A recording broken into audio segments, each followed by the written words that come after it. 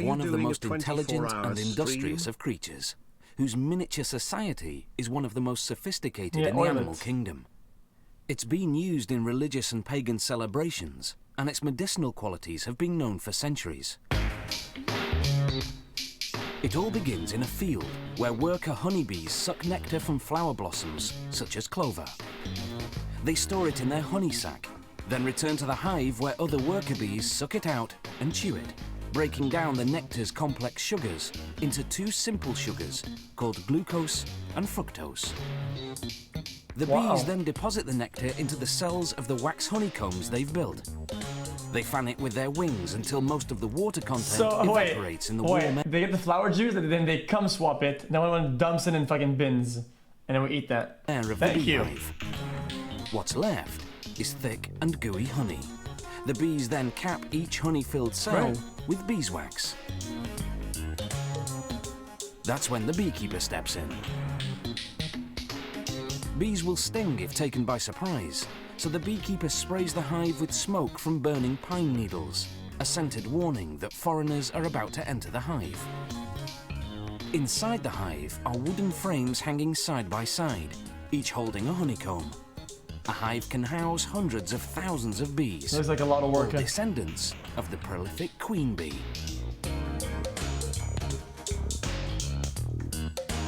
The queen bee lays up to 2,000 eggs per day, creating the workforce needed to feed and protect the colony. But the beekeeper tricks the colony's defenders. He replaces the hive's cover with a device called a bee escape, which smells like cherries. Bees dislike the scent, so most fly to the bottom sections of the hive. Another warning spray, and the beekeeper removes the bee escape. Now, he can escape with the honeycombs. That looks really cool.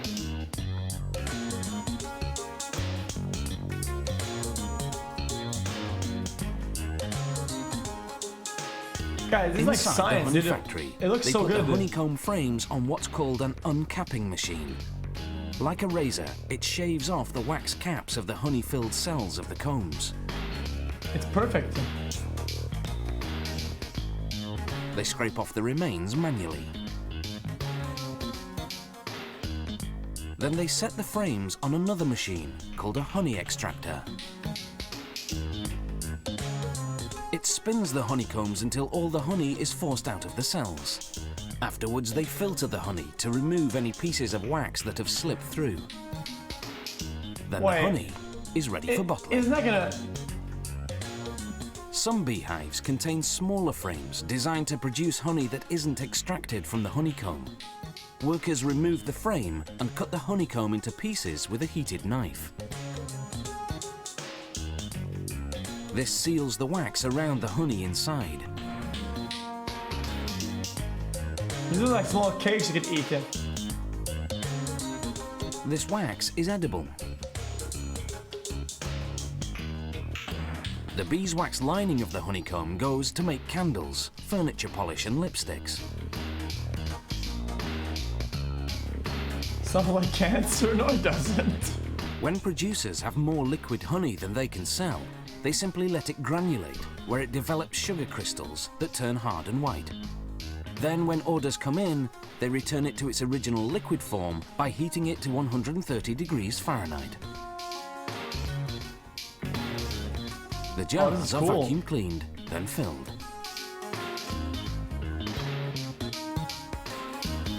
That's it?